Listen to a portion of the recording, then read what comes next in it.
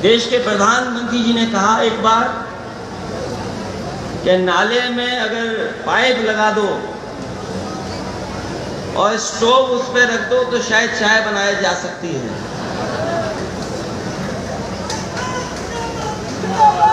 हमारे पड़ोसी जिले में कुछ लोग उससे प्रभावित हुए और वो नाले नाले मीथेन खोजने निकल गए। उन्हें इसलिए मीथेन खोजने गए क्योंकि मीथेन मिल जाती तो गैस से वो अपनी चाय बना लेते, लेकिन उस नाले में उन्हें गैस नहीं मिली।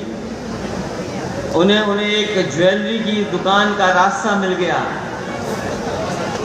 उन्होंने खोद करके ज्वेलरी की दुकान में पहुंच करके पूरी की पूरी ज्वेलरी का सफाया कर दिया।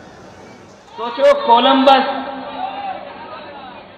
कहां, कोलंबस अमेरिका को ढूंढने, भारत को ढूंढ करके अमेरिका ढूंढा, और आपके पड़ोसी जिले में गैस को ढूंढते ढूंढते ज्वेलरी की दुकान में पहुंच करके उन चोरों ने पूरी की पूरी ज्वेलरी की दुकान का सफाया कर दिया। जब से ये भारतीय जनता पार्टी की सरकार बनी है, चोरी डकैती रुक नहीं रही है। इतने बड़े पैमाने पर चोरी डकैती हो रही है जिसकी आप कल्पना नहीं कर सकते। एक तरफ तो चोरी, अन्याय, डकैती और पुलिस के कारण लोगों की जान जा रही है। इतने बड़े पैमाने पर भ्रष्टाचार कभी नहीं हुआ होगा जितना भ्रष्टाचार इस सरकार में चल रहा है। और ये केवल एक जिले की बात नहीं है, पूरे जिलों की आप पता कर लीजिए। और अभी अभी तो घटना एक नोएडा की इतनी लोकप्रिय हुई जिसकी कोई कल्पना नहीं कर सकता। मैं तो उस मोबाइल से जो वीडियो बनाने वाले को बधाई देता हूं कि जिसने उस झगड़े को न केवल टीवी पर ला दिया बल्कि पूरे के पूरे देश में लोग जान गए कि आखिरकार भारतीय जनता पार्टी के लोगों के चरित्र क्या है। हम बधाई देना चाहते हैं उस वीडियो बनाने वाले नौजवान को या जो भी रहा होगा जिसने उस घटना का पूरा जानकारी सबको दे दी। याद कीजिए, अगर आपने तस्वीरें देखी होंगी तो आप जानते होंगे क्या था उसमें। कोई कल्पना कर सकता है कि महिला को इस तरह व्यवहार कर सकता है? कोई महिला के प्रति ऐसा व्यवहार कर सकता है क्या? और क्या कहा भाषा में कहा गया कि बनिया की औरत या कुछ कहा गया इस तरह की भाषा।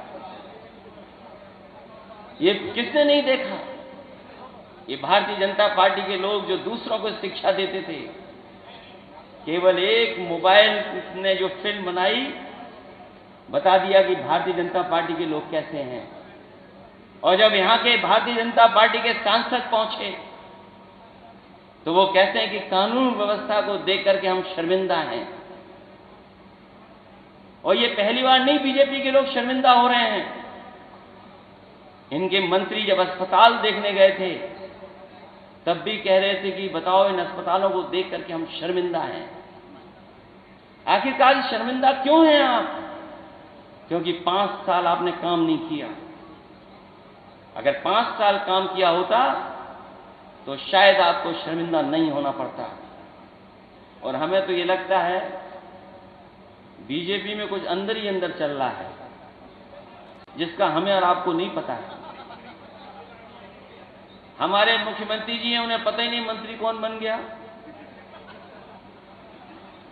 और अगर मंत्री बन भी गए तो मंत्रियों ने किसके ट्रांसफर कर दिए किसी को नहीं पता। अगर आपने पढ़ा होगा अखबारों में,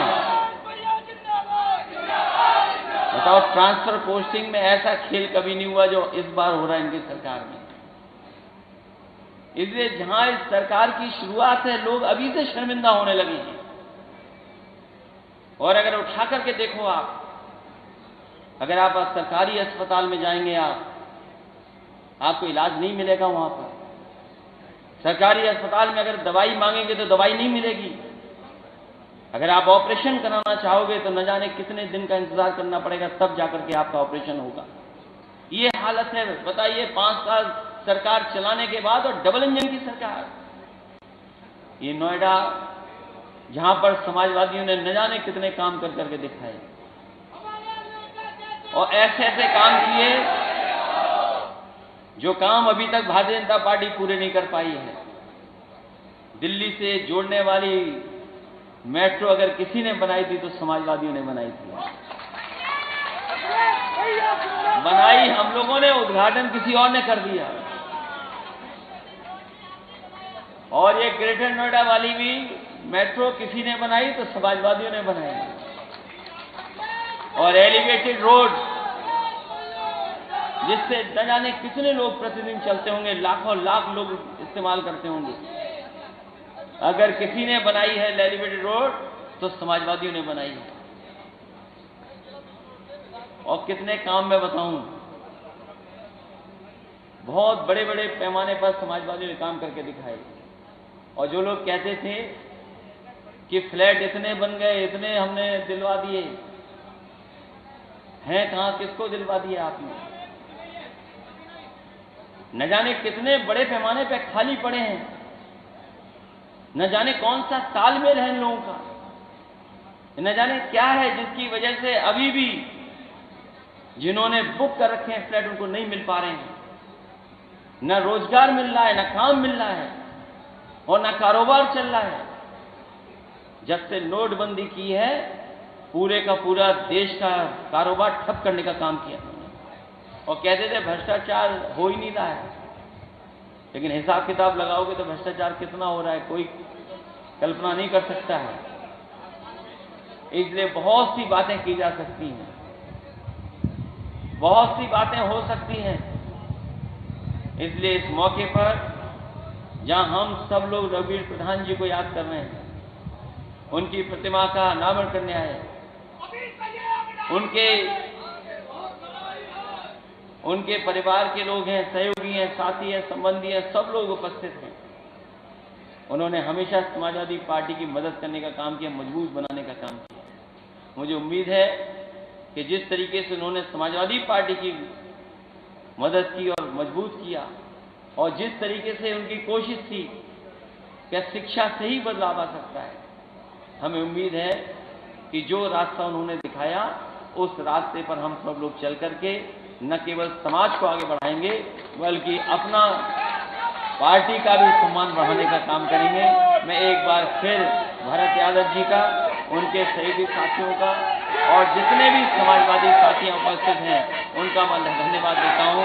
साथ ही साथ इस गर्मी में, जहाँ इतनी उमस भरी गर्मी है, जहाँ इतनी उमस है, वहाँ इतनी बड़ी संख्या में हमारे समाजवादी साथी आए, हम आपका भी बहुत बहुत धन्यवाद और आभार प्रकट करते हैं कि इस उम्मीद और इस भरोसे के साथ आने वाले समय में हम लोग पार्टी को और मजबूत बनाने का काम करेंगे। और आप हमसे जुड़े रहने के लिए सब्सक्राइब करें YouTube पर, फॉलो करें Twitter पर और लाइक करें Facebook पर। और ज्यादा जानकारी के लिए आपको टाइप करना होगा सिर्फ न्यूज़ नशा।